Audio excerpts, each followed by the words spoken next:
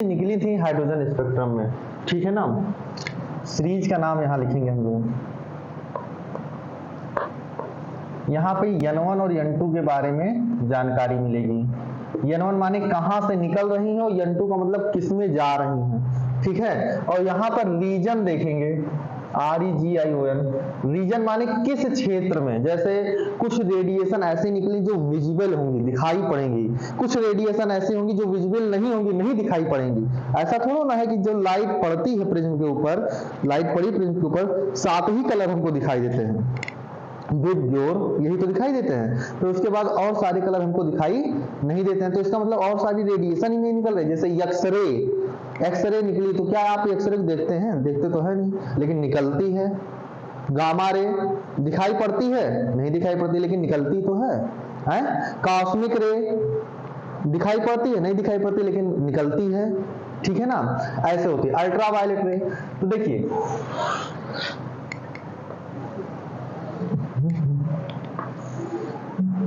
देखो, सीरीज, पहली सीरीज थी लाइमन सीरीज,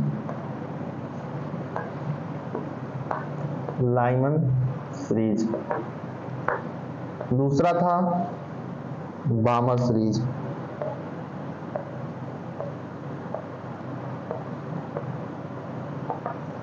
फिर पास्चन सीरीज। चौथा था ब्रैकेट,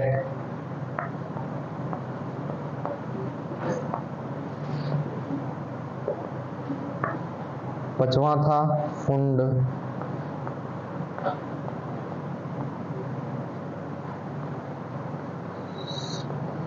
और एक छठवां था हम्फ्री सीरीज।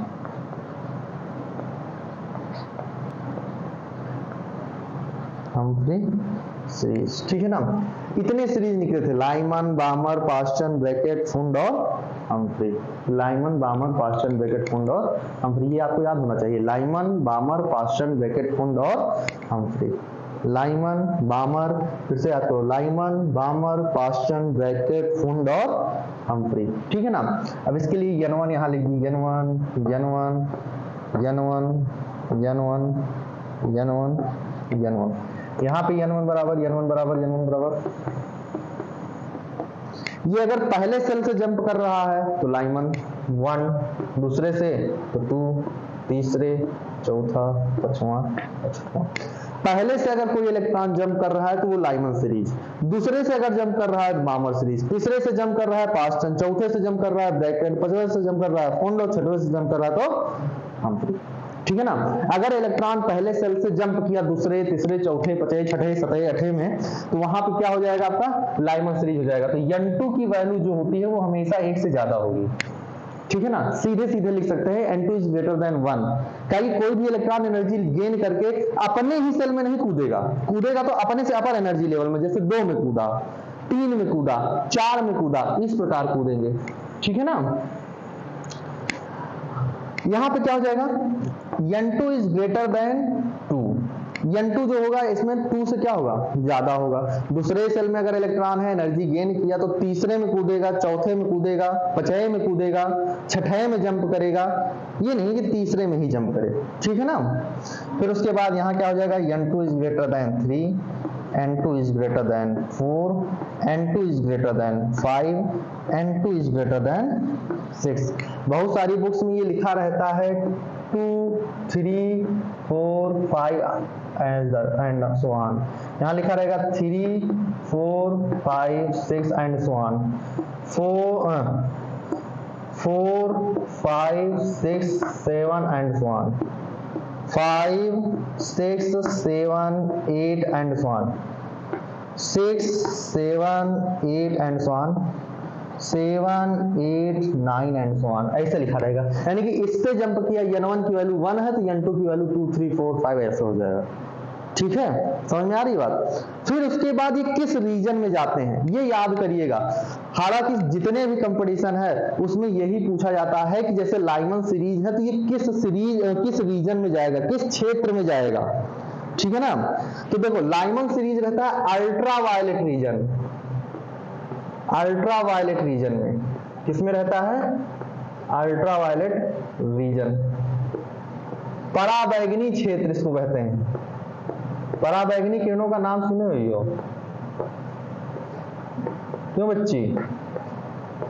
पराबैंगनी किरणें का नाम सुनो। पराबैंगनी अल्ट्रावायलेट। तो लाइमन सीरीज जो निकलती है, लाइमन से जब लाइमन सीरीज हम निकालेंगे उससे जो रेडिएशन हमको मिलेगी, उससे जो स्पेक्ट्रम मिलेगा वो किस प्रकार का होगा?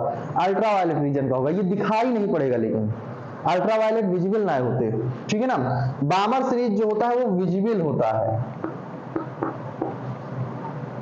क्या होता है? विजिबल। विजिबल माने दृश्य, ये दिखाई पड़ने वाले होते हैं, ठीक है ना। उसके बाद जितने हैं, हम्फ्री के बारे में भी कोई जानकारी नहीं है। ऊपर के 3 जितने हैं ये इंफ्रारेड रेडिएशन होते हैं, मतलब अवरक्त किरणें, ठीक है ना। इंफ्रारेड।